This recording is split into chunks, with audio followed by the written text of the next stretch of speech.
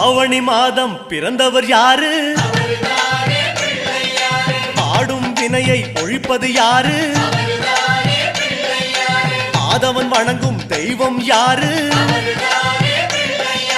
பூமியை தாங்கும் புண்ணியன் யாரு? அனலாசுரனை தின்றது யாரு? ஆணவம் நீக்கும் நாயகன் யாரு?